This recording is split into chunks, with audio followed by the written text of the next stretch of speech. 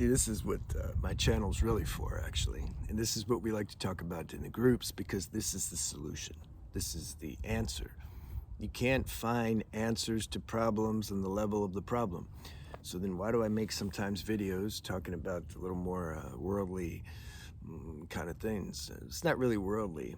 I'm trying to give some clarity and knowledge about certain things that can make the mind restless and cause confusion and misunderstanding. That's why I make the videos about why it appeals more to like the black sheep of society, because they can have a lot of confusion and misunderstanding. So I like to touch on those points, because for me, when those points were cleared up, it just brought a greater sense of relaxation. And then grace can come in easier. Grace is already in, but I can hear it more because I'm not caught up in this rat race that may be subconscious and I don't even know it, that I'm carrying with me all the time. Resentments and cynicism and like, what the hell's wrong with the people? Why are they so stupid and they treating me bad? All these things. So I make some videos about those things sometimes as a prerequisite, so that I can make these videos. These videos is where it's at. This is where it's at.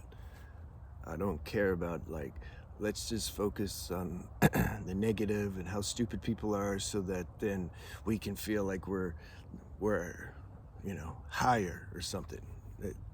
That serves no point. It doesn't do anything. It's just heavy. It doesn't make sense. So some people, they might misunderstand. Most don't that watch this channel, because you're already on point. That's why you watch it. But anyway, grace. You get to where you see this has to happen organically, and it will happen in time. You see that you can call it grace, you can call it God, you can call it the universe, you can call it Jesus or Buddha, Krishna, Shiva, it doesn't matter. A power, some source power that created this creation, including you, you start to see you need that power to come out of this delusion. That's actually, before you realize that, you first realize that you are in a deep hallucination, this life. It's like one huge, deep acid trip that like you don't come down off of. Not as long as you're in this form. You just can feel, you get to where you just see it, everything, the nature, the body here, something speaking, like it's all like part of a dream. It feels dreamy. It just feels dreamy. It's like weird. It's cool though, right? Because it's God's acid, so something feels good about it. But still, you know it's a dream. But then you start to see the limitations of this dream, and you start to see the dualistic side of this dream. This planet is very, very dualistic and very, very limited compared to other planes. No, there's only peace, love, and light. Yeah, okay. This planet, man, the opposites are so extreme that, and you're in all these bodies, physical body and emotional body and mental body, and you have desires and you have these ambitions and these obsessions and compulsions, and you have all these things, and then that creates like these heavy emotions, and this, you know, you're just like a war. Everybody has a war inside, some mental war or inner war, and there's friction, and okay, and plus, and you're believing in all this stuff. Something realizes at some point, like this is like a crazy delusion, a dream that I'm living in, but I can't get out of it. I'm like stuck in a cosmic mental hospital, and I can't, like, it's huge. The hospital's so big, I can't find my way out. Like, where do I go? I can't get out. And all the patients, they like think that it's real. And the doctors and the staff, they like think it's real too. It's like, oh, this sucks. All right, so using my own words, obviously. So at some point, you're gonna see that you're in a dream or an illusion, whatever words you want to use, and you can't get out of it. You can't get out of it. You can study and listen to things and read books and do all this spiritual exercises, but like you can't get out of it. The thing is just, how are you going to get out of it while you're in it? No, I'm in it, but I'm out of it. Non-duals. Well, no, they'll just say it doesn't even exist to begin with. Yeah, if you're in a body or in a form, it exists. You can believe it, 100%. I don't care who the master is. They're feeling it. They're in this delusion and they can't totally wake up out of it because you're still in the body. Okay. But something wants to get out of it. And we do more and more and more. That's called evolutionary law. It's not like a one and you're done, like, okay, I stepped out of it, now I'm out of it. No. You're always going to be in it as long as you're here. Acceptance of that, surrender to that, helps you get out of it more. You see how everything's paradoxical? So you start to realize that you're in this dream and you can't wake up. You're like trying to open your eyes. I had some lucid dreams in the past and I'm like, okay, I'm done. I want to wake up. I try to open my eyes in the dream. I'm like, but I'm still in the dream. I open my eyes when it's time to open my eyes. Same thing here. Oh yeah, about grace. You realize you're in a dream, and then you realize, because you've tried everything, you're like, I need this higher power that I've already said. It goes by millions of different names. You need something like that. You're like, only this power, this source power that created the dream, only that, you can call it grace, that's the only thing that can like give some kind of shift or upgrade or take these glasses off and give me some new glasses, like that movie. They live, right? Remember, he finds the glasses and puts them on, then he sees all the delusions. But he's still in it. He's still in it. That's my point. But at least you can see things clearer. But you need those special glasses. You need some special shift that you can't give to yourself. Can't do it. So you realize that at some point. That's grace, when you realize that. I'm talking to those people who've already realized that on some level, that they cannot do it. Those who still think they can do it and they just got to find the right teacher and the right mental technique or spiritual technique, whatever. Yeah, we can't really do much together. We have to meet when you're at a certain stage. Because God's using me like that. I work more with intermediate, advanced people. The beginners, I don't know how to do it. I can't do it. So those people we try to find and have groups if they want to, satsang groups. It's on the website link. Somebody said they couldn't find it. I don't understand how you can't find it. If you go to the website and it says satsang group, like I don't understand. I'm bad with computers too, but I mean I can find that. And the books too, if you want books. Okay, done with the promo. Sharing, not promoting. I'm sharing what's available. So you realize intuitively, not because somebody told you, not because I'm saying that you have to realize this. No, you've realized that there has to be a power greater than you, some source power. Again, I don't care what name you call it. Call it Jesus if you want. That's great. You need that power to do for you what you can't do for yourself. So when you realize that, you're like, okay, I realize I know this somehow. I just know this. I've just tried so long and hard, like it just doesn't work. I'll try something new, and yeah, I'll get a little kick for a minute, like, whoa, I found it, and then that will crash, and oh no, oh, maybe this teacher, yeah, let me go to this teacher. Oh, he found me, you know, and you get tired of that. And then something's like, God, I want to go to you direct. Help me.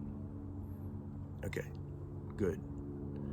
And those people, you're doing good. So then the next step after that is you realize you need some greater power to do for you what you can't do for yourself, which is come out of this delusion. Not fully, but come out of it like you're like okay with it. Even if you feel like sometimes you're not okay with it, you're okay with that. You just know, some wisdom kicks in. You're like, this is all passing, it's fine. The hard times, okay, they're gonna pass. The good times are gonna pass. You don't get so elated anymore when you're getting the cosmic dessert, when life is really going good. You're not like, oh, I found it now. No, you know that that's gonna change also at some point, so you're cool. You just stay cool. Bad things happen, you're like, oh, this sucks, but okay, I'm cool, it'll pass. This is stability. And sometimes you'll get unstable too. That's also cool, right? Everything cool. Be cool. Remember that Pulp Fiction? When they did that diner scene? That was a good movie. And then Travolta and Samuel Jackson, they're in the diner, and then Timothy, you know who he is. And then his girlfriend, she's a good actress. They were robbing the place. And Samuel Jackson like told the bad guy, tell your girl be cool, man. Say, well, he called her bitch. Bitch, be cool. Yeah, Quentin's a really good writer. I don't know what he's done lately. I don't think he's done anything. All right. So you realize that that there's an illusion that you're living in. You realize you don't want to be in that illusion anymore. Then you realize you can't get out of it. Then you realize grace is the only thing that can help you get out of it. Then, how can I access grace to help me get out of it? Yeah, this is the last point of what we're talking about. That, because that's what matters. How do I let grace help me break this delusion while I'm living in it? It's all paradoxical. The answer to that is, it's only you know. It's a very individual, intimate answer. It's not the same answer. Nobody, even if two people, they both say, let's say, they both believe in Jesus, hallelujah, or they're Shiva worshippers, or Muslims, or whatever, or spiritual, non-dual, anything. Let's say there's 100 people all doing the same thing, and they say, yeah, this is the way, this is all you do, this is how you do it. Okay, still, out of that 100, each one, their experience of how grace is working through them is totally individual. Their inner experience of that. They can't write down and say, this is what you do. Look, you just do this. These are the steps. And you pray, you know, when you get up in the morning, and then you do some mantra, and then some worship, some puja. You do that, and then you run. You got to run 1 mile, get the body going, eat some fruit, go to the gym, get gains, and then at night, then you got to meditate. And look, if you do that, grace is going to help you. Now, and the other 99 people could say, yeah, that's exactly what I do. I follow that exact schedule. Yeah, it works. It might work, but it works different for you than it does for them, even though you're doing the same thing. This is like, there's no, God made it this way. We have to discover this for our own self. And we like to touch on that in groups. That, not if somebody asks, like, I broke up with my girlfriend and I feel bad. I remember a girl went to Papa G's group, and she felt really bad. Her boyfriend broke up with her, something. And then Papa G's like, oh man, don't cry over spilled milk. And he looked away, and he looked back at her, and she was still, like, she couldn't assimilate. And then he felt a little bad. I could see it in his face. You see?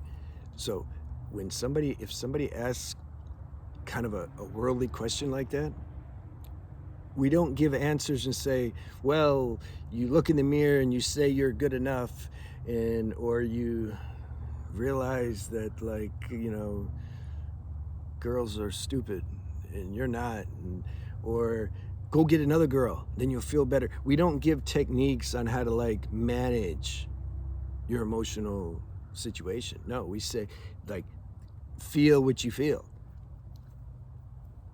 There was a bug on me.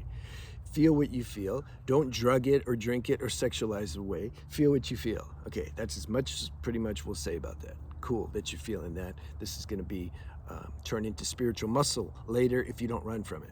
Okay, but let's look now. How is grace helping you in this situation? Is it helping you somehow? Are you turning to grace to help you realize yourself in the midst of these heavy emotions. You see how challenging it is to be a human? Because we have this emotional body. These feelings, man, are no joke. Ask a girl. They're heavy and strong, and sometimes they use chocolate to try to manage. I understand. Good. God puts things here to help us manage things, because God knows this is a hell of a ship to navigate, this human vessel. But we want to look and see, where's grace in this picture? You're having a hard time, whatever it is, relationship or chronic pain or illness, or you lost your job, or you just feel bad, or suicide, like you have suicidal ideations or whatever, depression, anxiety. Where's God in this picture? I can't find him. I can't, yeah, because like your symptoms are so loud. You can't, yeah, I understand. Then do you understand that that's the only way that can shift this? See, we get panicky and desperate and like, no, but I need something now. Okay, I understand, I know. And get something now if you need something now, but just know that that's not the ultimate fix. We need this power to shift something, just somehow shift something, give it some glasses, so that then we perceive this differently, or that we're able to accept the turbulent waters that this human ship is navigating on, but yet not get so scared and panicky, because the identity with it's not there so strong. And realize how the self-talk, how you're amplifying it. Why is it such a problem, what you're dealing with? Why is it such a problem? Look at that. Let's look at that. Instead of assuming it's already a problem. No, why though? Why is this such a problem? And look, and then you'll say, well, the symptoms is okay, but what about the symptoms? Why is it such a problem? See, we don't want to feel or experience what we're experiencing and feeling. And so then we start talking about it in our heads. This sucks. This is bad. I don't want to feel this. I'm going to feel like this forever. Whatever. There's so many things we can, so much inner dialogue we can have that amplifies our situation more. Catch that. If you can't catch that, how are you going to transcend it? This is why we need self-introspection. It'll still pass at some point, because grace is going to make it pass. But we're trying to see, can we transcend it a little more deeper and faster? And so that then maybe next time it happens, because it won't hit us so hard. This is what we're trying to do. How can I access grace? Yeah, you sit with yourself and you ask that question. How can I access grace? Where's grace at? That just shifts something, just being willing to do that. The self-talk might get louder though. Right? Because you're going to the big guns now. Grace. Self-talk don't want that. That belongs to the mind. It wants you to stay trapped in this uncomfortable situation. This is the play. This is the game between the dark and light forces, or whatever you want to call it. How can grace help me right now? Can I just be okay? Can I somehow, God, can you give me strength to help me be okay? I'm just giving an example. I don't know what your own thing is. You have to figure that out. That's the thing. You have to see, just start, just be open to I'm willing to let this source power do something for me that I can't do, and just see where that goes. And then you might pray, you might do, you might get some intuition that says, go take a walk or something. Just go outside, get out of your head. I don't know, go call somebody. You have to see how that works for you, what takes place inside you. But you have to, this is the point, this is the real solution, how can I let this power help me shift something? And then things can start to melt, certain ideas that we're holding on that are keeping us sick. We might be aware, we want to feel better so we can go do what we want to do. You might find yourself letting those things go. You know what I thought was so important is not, it doesn't really matter. I'm willing to listen to what this greater power inside me, how it's directing me, not my mind. Yeah, but what if you can't go do what you want to do? I don't care. I'm not going to do it. How can I fulfill my desires and continue my ambitions and make $1 million and go be with my relationship if she sees me what if I lose everything? Okay, then I lose. You're going to lose everything when you die anyway, so what difference does it make? I'm willing to just kind of You see, that's how, this is how you learn that you and God, the relationship, is the most important thing. Because when you get to where you can be content for no reason, when you find that, like there's some contentment in here, you start to realize that's why you were trying to do, that's why all these other things were so important. All these desires to fulfill and experiences to have, because at least subconsciously you're thinking this will make me happy somehow. There's people in prison, man, that have nothing that are happy.